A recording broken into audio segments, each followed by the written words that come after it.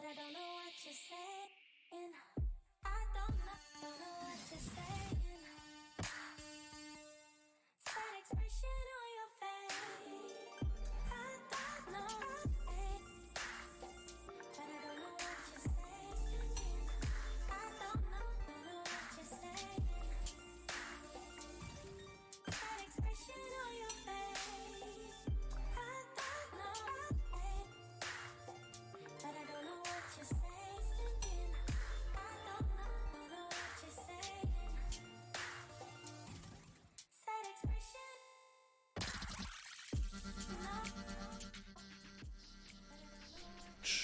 What's going on, guys? Welcome back to Window Tinting Business. Sorry, I kind of got distracted. I was looking up something else here. I saw a question by someone, and I'm like, oh, maybe I could look up a video, and I totally forgot about the timer. So, yeah, welcome to Window Tinting Business, where we strive to inform, inspire, and improve you as a professional. As always, my name is Patrick, and if you're interested in window tinting as a side job to improve your current skills or as a full-on career, start right now by subscribing to the channel. Make sure you hit the bell notification so you're notified whenever I go live and update new videos. Holy Jesus, hold on one second here. What I need to do is I need to switch to the next song. This song's a little bit of a weird song, right? Like, I thought it was like glitching on me, and no, it's just like a weird song. So, yeah. Alright, now we can have a little background music in our videos. So that looks a little nice, so then that way it's not a little boring. What's going on, guys? Welcome back to the live streams. This is our Tuesday night live streams. We have these Tuesday night live streams every Tuesday, 9:30 p.m. Eastern Standard Time. I think I'm doing a change, though. I've been trying to get better sleep, and I've been getting up earlier. I usually get up about 6:15, and I've been looking to try to get about 8 hours of sleep a night. So, and I just had this recent change probably the last couple weeks or so.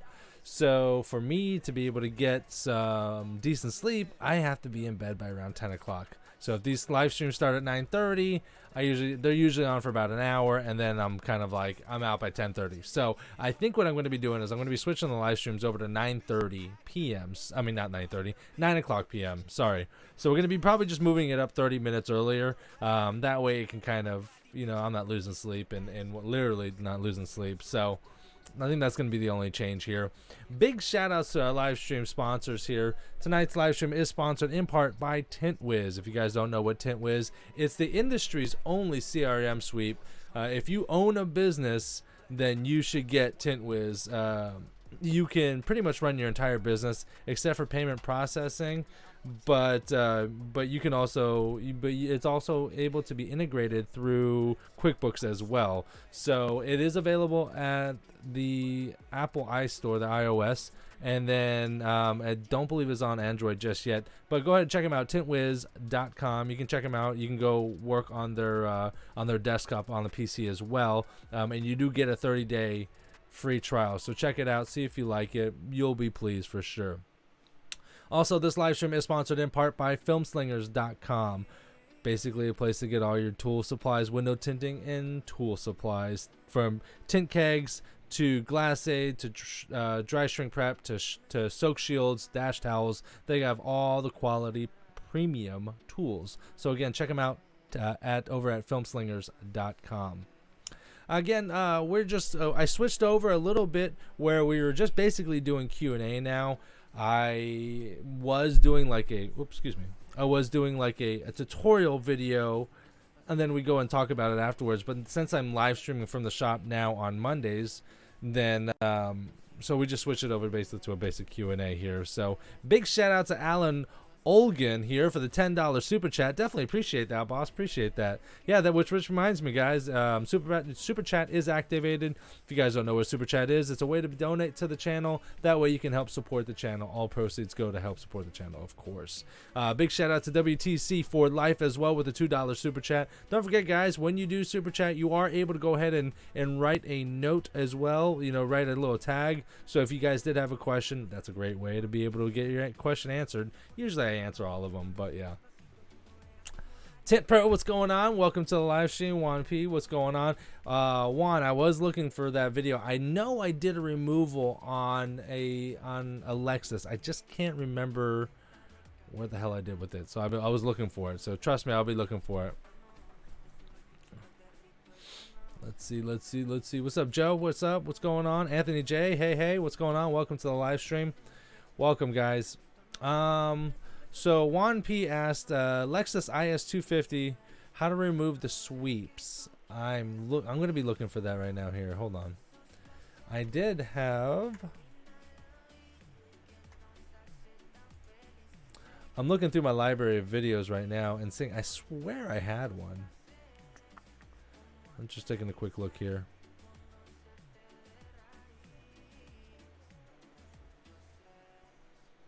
I just picked an album from Epidemic Sound, so I hope you guys like it.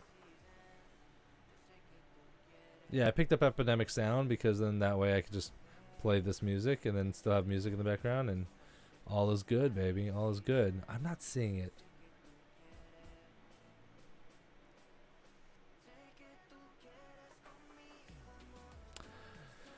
No, I'm not seeing it. The Lexus IS250, it is a little bit of a cumbersome removal, though. Just fair warning. It's the IS250. Not only does the entire door panel need to be removed, there's a screw behind the handle itself. There's a screw in the door, and I believe you have to pull up the switches as well. And there's a screw in there. And then there's another screw, like there's like a bumper screw on the edge. There's like 5 screws you got to remove, and then you got to disconnect the light that's connected at the bottom, and then you have to shift the whole thing up, and then you have to, after that, the top sweeps are connected, right? So what you have to do is you have to get a pair of like, not needle nose, but I mean, I guess needle nose could work. Needle nose or just like a punch to be able to dislodge the sweep from the metal connectors, and then now at that point it's all pretty much disconnected, and to reassemble it you basically put the sweep back on and then push the door back on and then screw everything back on. I will go ahead and see if I can find a video, because I know I did make a video on that, so let me go ahead and look for it.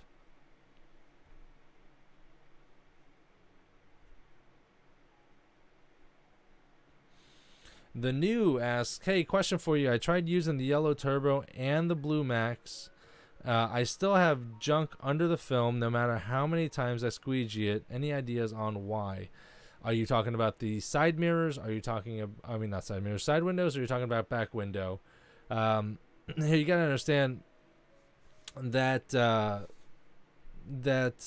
it's not just the squeegee, but it's a number of different factors as well. It's your microfiber towels. Do your microfiber towels are they linty? Do they fall apart? What kind of material is on the back deck? Is it felt? Is it like some sort of carpet? When you're spraying down the glass, especially on the back window, are you hitting the back end, like the felt of it, and kind of tossing contamination into the glass? There could be a number of different factors.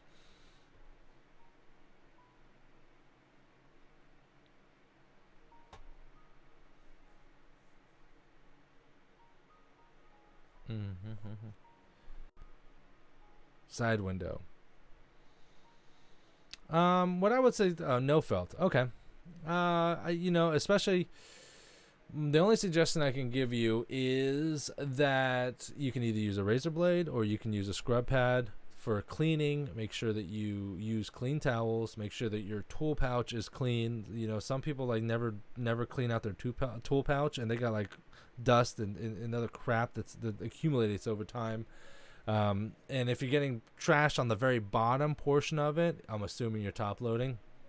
When you roll up the window, maybe it might be a good idea to kind of flush out. Like after you roll up, you do the top portion of the window and you roll the window up. It might be a good idea to flush out that bottom area, possibly even squeegee that bottom area, wet it, and then do your install. Also, when you're removing the liner again, this is for top loading. And when you're removing the liner, also keep in mind that maybe you didn't wipe down the top of the door panel, so that when you remove the bottom portion of the film from the liner, that film could end up touching the door panel, which has dust and debris on it because you never wiped it down. So make sure to just go over your entire cleaning process step by step, and thinking, where could contamination come from, because without me watching you, it literally could come from a number of different places. But I would say that would be the best bet, my friend.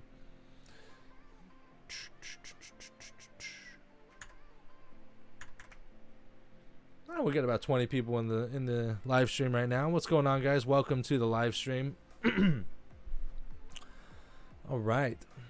If you guys have any questions, concerns, shout outs, now is the time to do it. This is I'm going to be on for about an hour, and then we're going to go ahead and shut her down. So type it up in the questions below, and I'll go ahead, in the comments below, and I'll go ahead and answer them as they go along.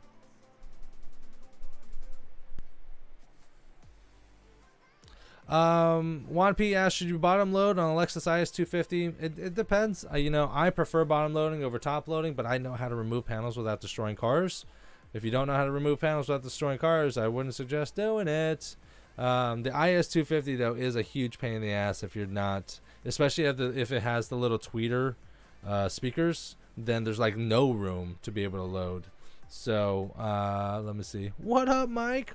Mike Powell in the house, guys. One of our sponsors for the live stream tonight over at filmslingers.com. So give Mike a shout out here. And he's also a moderator too.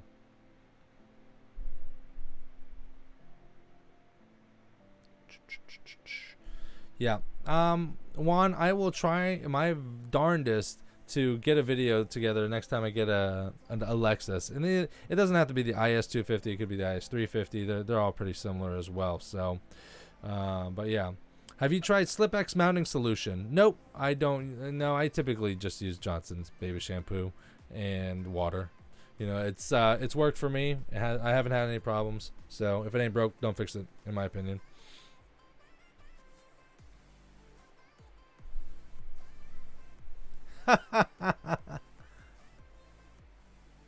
Patrick, are you just as good as a seamstress as you are a window tinter? Just look at that singer. That's right. For guys that you don't know, that this is my sewing machine right here. It is a heavy duty. God, this thing cost me like $300 too. If you guys are wondering why I have a sewing machine, I do sew. That is correct. For those guys that don't know, I manufacture and produce dry shrink prep. Dry shrink prep is a what I call it is a healthy alternative to dryer sheets, and it's a prep solution, right? So I take bags like this and I actually hand make the applicators. Not only do I make the product itself, the dry shrink prep shavings itself, from raw materials, but I also I build the applicator bags myself. Here's an applicator bag. I just don't have a zip tie to it. But I did get bags from like Asia or something like that, and the quality was just really subpar, really subpar. I didn't really like it, and then I found out that that I can make my own applicator bags with much better and higher quality, and I can check the quality control and make sure that the bags are the way I want it, because I was buying bags from Asia and every now and then the bags would just fall apart and they weren't really built together really well. So I decided to make my own. So that is the long and the short answer as to why I have a sewing machine here. So the news says, could it be because I'm not in a garage? Absolutely could be in a garage. Even the smallest, lightest bit of breeze can destroy your installation if you're outside. Maybe if you're in an overhang with a wall and you got it blocked and there's no wind, you got maybe a half a shot. Listen, I've been doing this for years, and I would consider myself obviously a professional. This is what I do for a living, right? I do all this shit for fun and gigs and whatever. And and I don't tint outside. Like, the only reason I tint outside is if I have absolutely no choice and it's a stupid amount of money. And those two factors have to be in there. It's happened to me one time. It was like five different trucks for a fleet for a company. And I asked them, I said, do you have a garage with power? They're like, yep, absolutely. I showed up. They weren't lying. They have a garage with power, also full of equipment and other shit that they couldn't clear out. So, and it was just a lot of money, and I didn't want to, obviously I didn't want to miss out on that money, so I just tinted it outside. But if it was like one car or a set of roll-ups and stuff like that, I'd be like, no, I'm out. It's not even worth it, because it's seriously so frustrating tinting outside. It's just you're fighting against everything. So yeah, if you're tinting outside, tint inside. It'd be 1,000 times easier.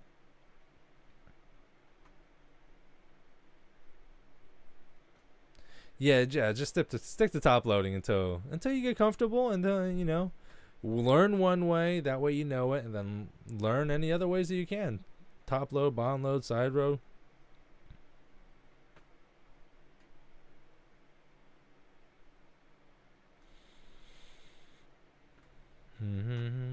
What 10% do you recommend that won't go below 35 on a tint meter? 35% legal limit.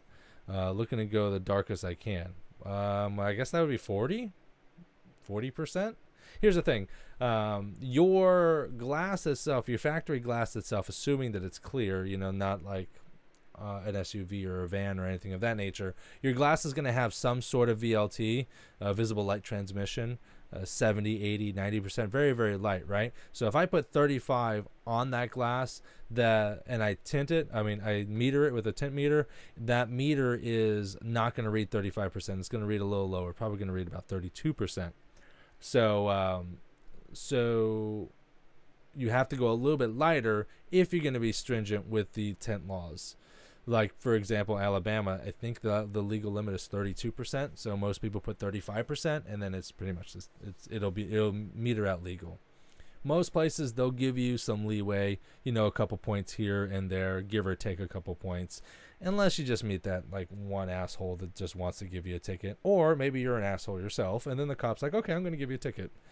But most states, window tint is not a moving violation, so meaning that they can't pull you over just for tint. You're gonna have to break the law in some way, run a stop sign, speeding, something of that nature, and then they'll just tax on the tint on top of that. So, but every state's a little bit different. Just check your state laws, and if you're gonna be doing it yourself, look up the state laws. And if it's 35, I'd probably go with like a 40, and you'll almost be guaranteed that you'll be staying legal. If you're going to a shop and getting it done, or going elsewhere to get it done, just talk to the technician at the shop, and they'll understand. It's not the first time they've heard that question. The news says, is it bad to learn with cheap tint? Hell no. Because here's the problem with learning. When you learn, you're going to run through tint. So there's no reason to pay good money for good quality ceramics, or even good quality dyed films. Like, there's some good quality dyed films out there that I want to practice on, because, well, I know what I'm doing now, but you want to get the most affordable film that can shrink decently, that's going to perform like normal film is, but then you just take it off right afterwards. You tint the car and you remove it. You don't let that stuff stay. Yeah.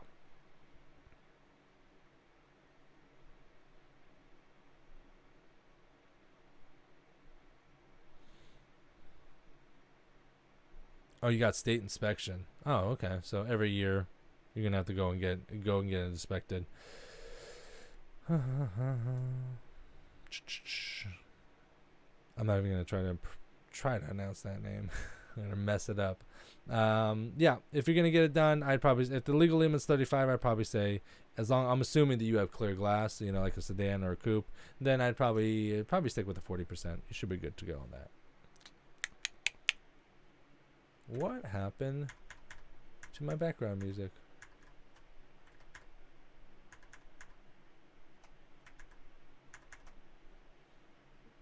Oh, the album's done.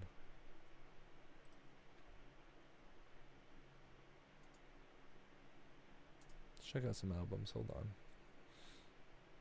now trending.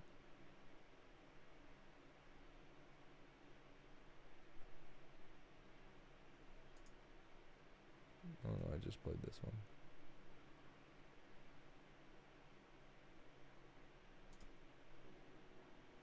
There we go.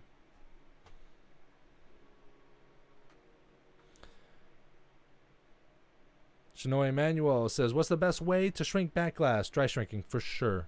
Dry shrinking. The new, you're welcome, brother. You're welcome.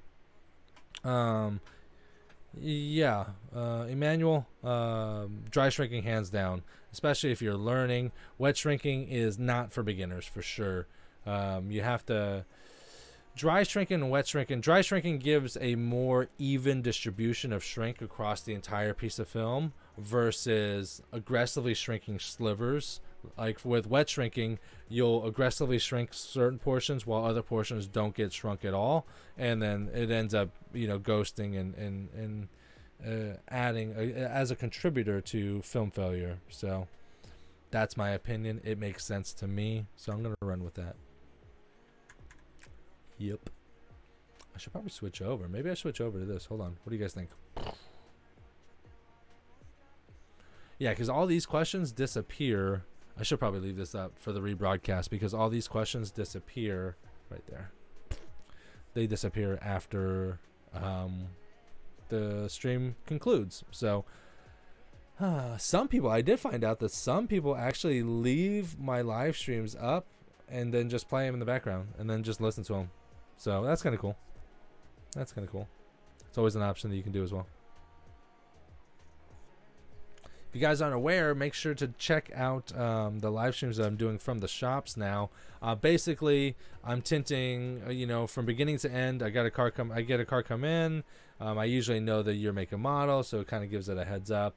And I start from, I stream from my GoPro, and we kind of go from there. We start and we don't stop until the car's finished. So you kind of get to see the whole process, not just like the quick version of it. Usually it takes about an hour. I did knock out a Mirage, Mitsubishi Mirage, I think it was. That thing was done in like 45 flat, and probably 10 minutes of it, maybe 15 minutes of it was me cutting and plotting it out, film out on the plotter, and then prepping it all. So usually it doesn't take that long. So, long story short, the reason why I was saying that is if you're not subscribed, make sure to subscribe. Hit the bell notification because on Mondays, it could be 9 o'clock in the morning. It could be 2 in the afternoon. I don't know because I don't know when these cars are scheduled. The car schedules are scheduled when they're scheduled. So if you have the bell notification on, then you'll know when I go live. You are going to see some other videos available too. I'm going to reorganize the playlists on the channel. You're going to see window tinting, cars, and I'm going to start vlogging a little bit more just because it's what I want to do. And I'll probably be doing reviews too. I'm trying to do more things that like I love window tint, don't get me wrong. But there's only so many videos I can do about window tinting, and there's only so many people that are really interested in window tinting. So for me to be able to grow as a channel and whatnot, I'm gonna have to expand outside of just window tinting because it's not even a niche. It's like a super duper niche. It's like a hyper niche, right? So I think what I want to do is transition more into a personal brand. The name of the channel might change to my name instead of window tinting business, and then I'd focus on still tint, instructional videos, things of that nature. That will never change because it's a huge part of my life that I love. But I also love other things like other stuff that are associated with cars, PPF, wraps, and other little things that basically you can do to cars, which I love. So I'll do that.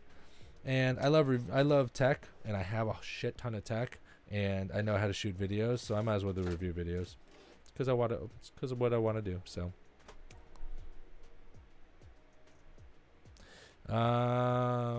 Alan asks, "How do you apply film on a windshield? Reverse roll? Question mark.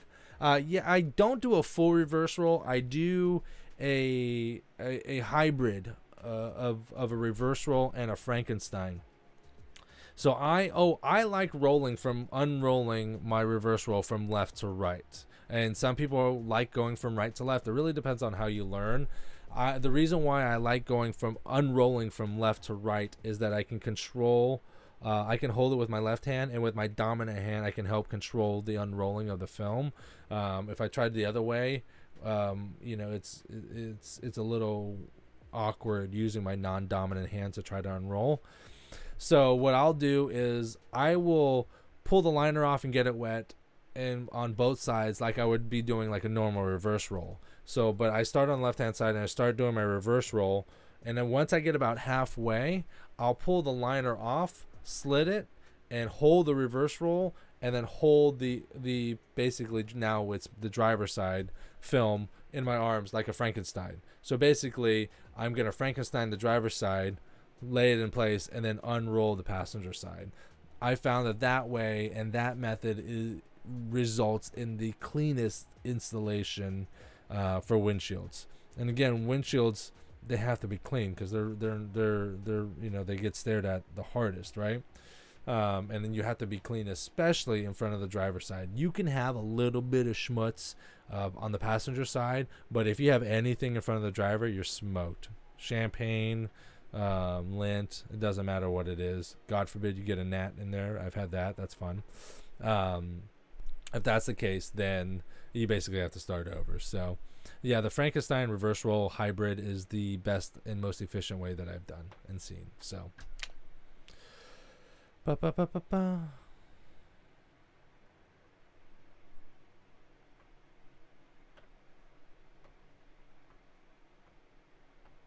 Dudley Edward asks, how do you handle super thick defroster lines on a charger?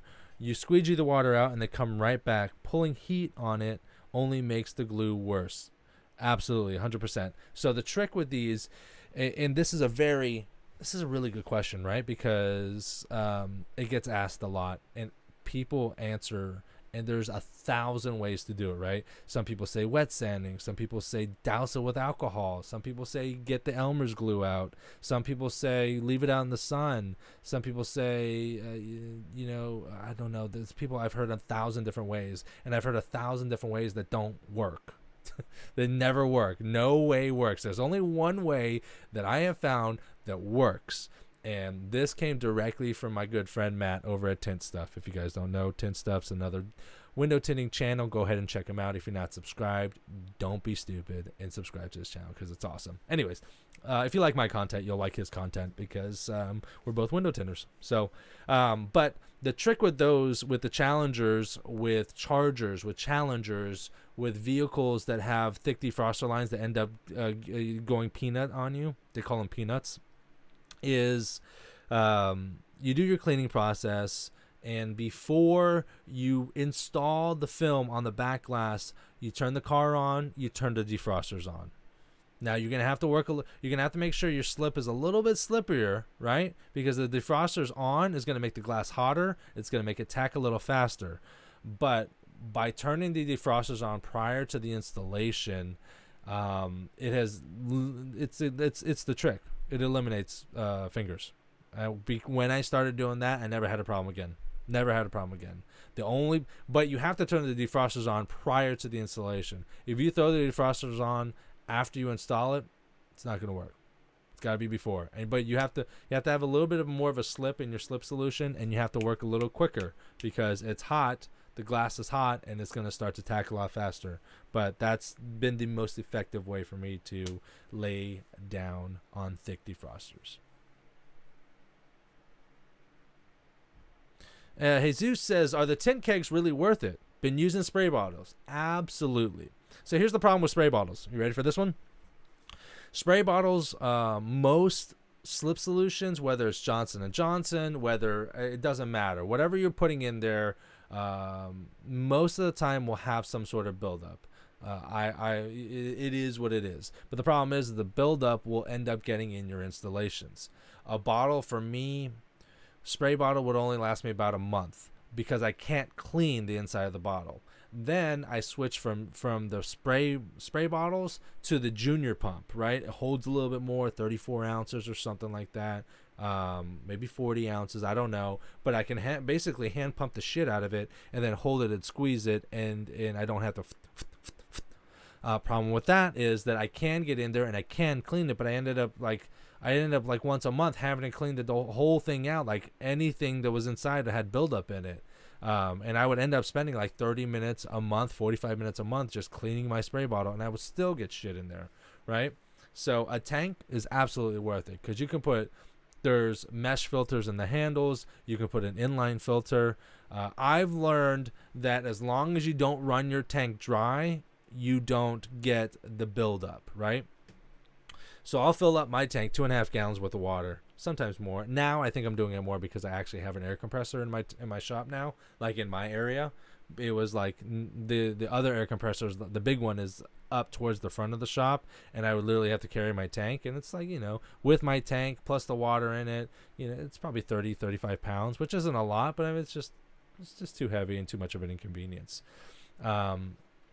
But you don't, with a spray tank or a keg, a tint keg, excuse me, you don't want the water to go all the way down and then you're spraying air, because I found out that when you do that, all the shit and all the buildup that's on the bottom of the tank starts going up through that tube and then out your hose. Like I had to clear out my line, clear out all the filters I had. As long as you don't run it dry and refill and reload right before it empties out, I haven't had a problem.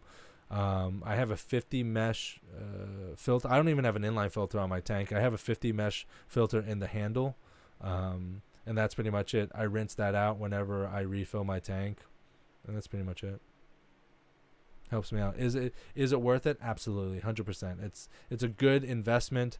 Also, using a spray tank, a pressurized spray tank, you don't soak it, right? So if I have a spray bottle, not on stream, but even on mist, you spray it down, you're gonna get water. But a spray tank will leave a fine mist, but you will notice that you won't see a lot of drippy, and that's what you have to be careful for, because cars nowadays, they're getting more and more. They have more and more electronics, computers, and things of that nature that you can just literally fry. So the more the better. Less is more when it comes to water, especially in front windshields. And use a soak shield.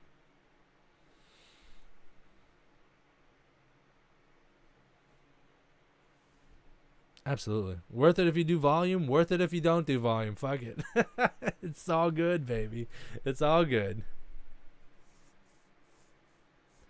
Thanks, might order one soon. Absolutely. Jesus, go ahead and check out filmslingers.com. They actually are a distributor of tint kegs, so go check them out.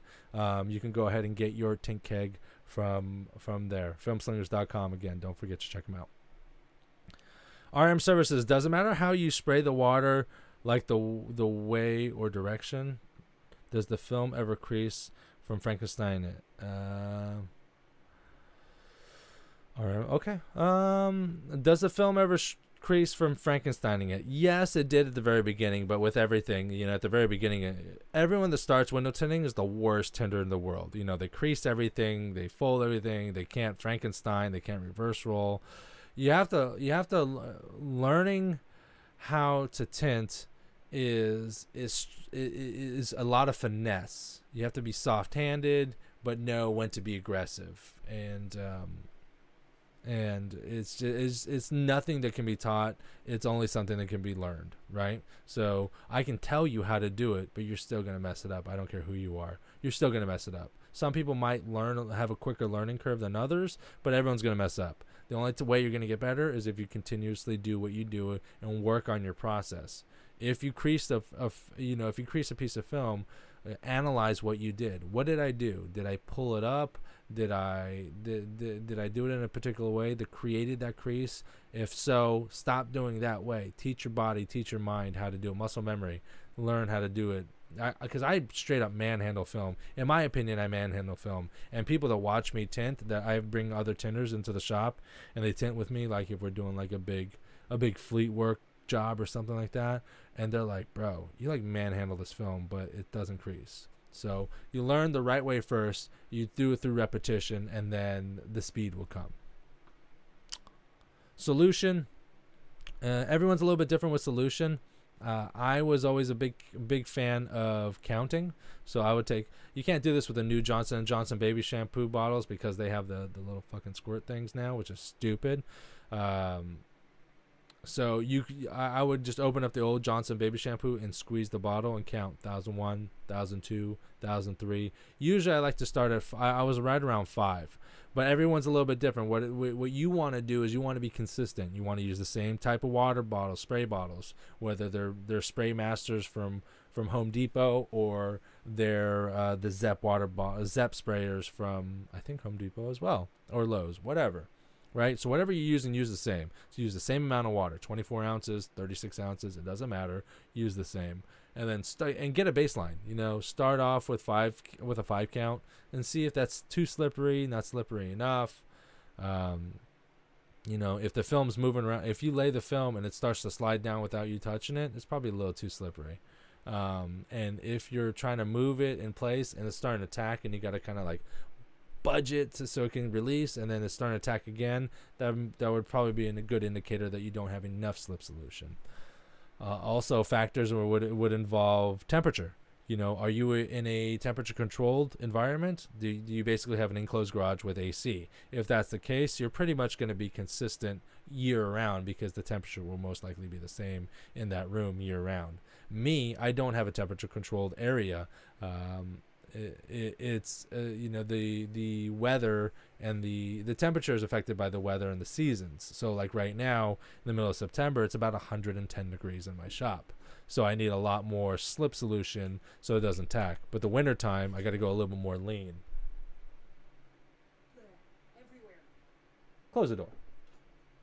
Christ, got the old lady busting my balls. Apparently my voice projects. What can you do? 10-10.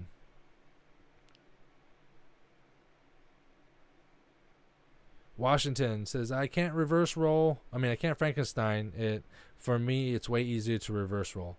It's like I said, there's 1,000 ways to skin a cat. So, Honey, if 911.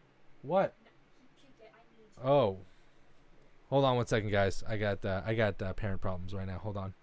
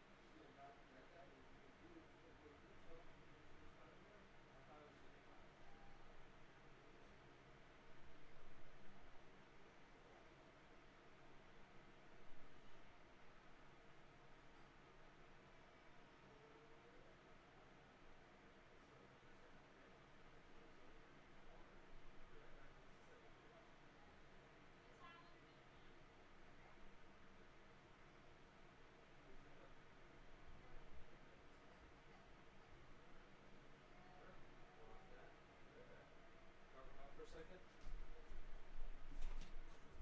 Oh. Wow. All right, guys. Unfortunately, I'm gonna have to cut this short. I do apologize, guys. One of my kids, just fucking puked everywhere, and I gotta deal with that now. Beds, stuff. He's crying. So unfortunately, guys, I'm gonna have to cut this short. I do apologize. Next week, I'm not gonna be here because I'm gonna be over at the Tint Off, but we'll be back with the live streams in 2 weeks from today. So I gotta go, guys. I do apologize, but thank you again for joining in. For those of you guys that super chatted, awesome possum, and I will see you guys soon.